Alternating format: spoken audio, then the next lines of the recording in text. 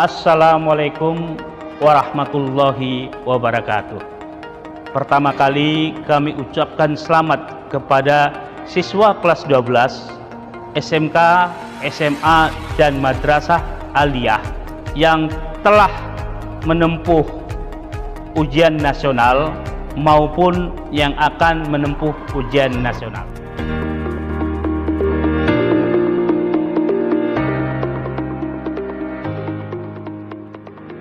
Program studi komunikasi dan penyiaran Islam berbasis keilmuan dakwah dan broadcasting.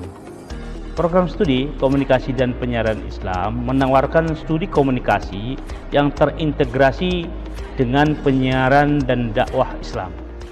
Nilai lebih yang dimiliki oleh program studi komunikasi penyiaran Islam Fakultas Agama Islam Universitas Muhammadiyah Bengkulu adalah kegiatan persyarikatan yang dilaksanakan 1 minggu 1 kali. Kedua, aktif dalam kegiatan akademik dan non-akademik seperti seminar dan workshop, organisasi kemahasiswaan, serta unit kegiatan mahasiswa seperti tapak suci, Hizbul Waton, jurnalistik, dan lain sebagainya. Peluang kerja yang dimiliki oleh alumni program studi komunikasi dan penyiaran Islam adalah menjadi ASN atau PNS di berbagai kementerian seperti Kementerian Agama, Kementerian Komunikasi dan Informatika, BKKBN, dan lain sebagainya. Untuk mendukung kegiatan mahasiswa, ada beberapa fasilitas yang disediakan oleh Universitas Muhammadiyah Bengkulu seperti laboratorium komunikasi, laboratorium penyiaran berupa radio Jazirah FM, dan lain-lain. Selain itu, Universitas Muhammadiyah Bengkulu juga memberikan kesempatan bagi seluruh mahasiswa komunikasi dan penyiaran Islam berupa beasiswa potongan uang kuliah 70% dan tidak membayar uang skripsi, KKN, PKL, dan lain-lain.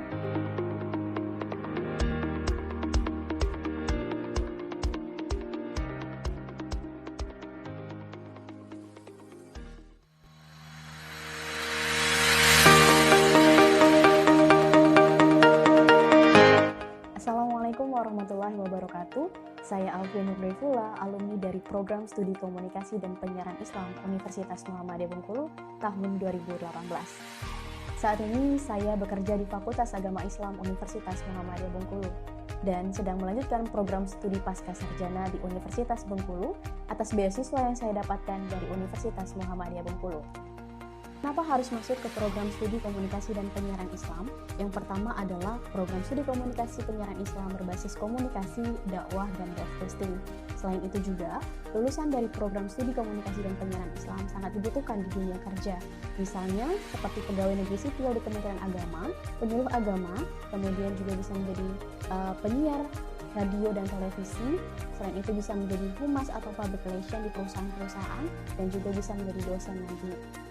Oke, untuk adik-adik yang saat ini sedang duduk di kelas 3, kami tunggu kedatangannya di program studi komunikasi dan penyiaran Islam, agar kita tidak hanya mengejar dunia, tapi juga mengejar akhirat. Assalamualaikum warahmatullahi wabarakatuh. Assalamualaikum warahmatullahi wabarakatuh. Alhamdulillah wa syukurillah wa ala ni'matillah wa la hawla wa la quwwata illa billah. Asyhadu an la ilaha illallah wa la syarika lahu, asyhadu anna Muhammadan abduhu wa rasuluhu la nabiyya ba'da. Saya nama Rudian SAG, alumni program studi komunikasi dan penyiaran Islam Universitas Muhammadiyah Bengkulu tahun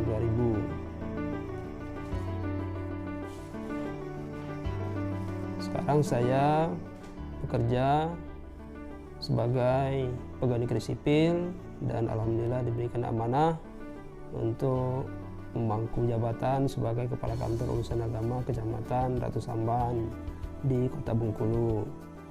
Ketika kita sekolah kuliah di sana, belajar di sana, banyak ilmu yang dapat kita ambil, dan ketika nanti sudah menjadi alumni, kita dapat bekerja di mana saja yang kita inginkan, tidak terikat, gitu. Bisa di instansi pemerintah maupun di tempat yang lain di swasta.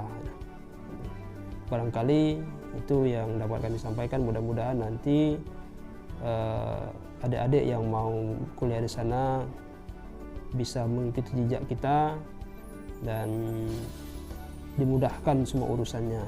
Sekian, terima kasih. Wassalamualaikum warahmatullahi wabarakatuh. Assalamualaikum warahmatullahi wabarakatuh.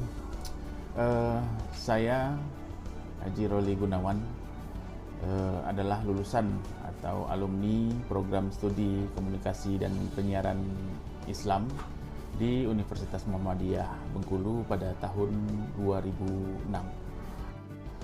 Pada saat ini alhamdulillah saya diberikan amanah sekarang sebagai ASN yang menjabat atau bekerja di Kementerian Agama Kota Bengkulu sebagai Kepala Seksi Bimbingan Masyarakat Islam di Kota Bengkulu.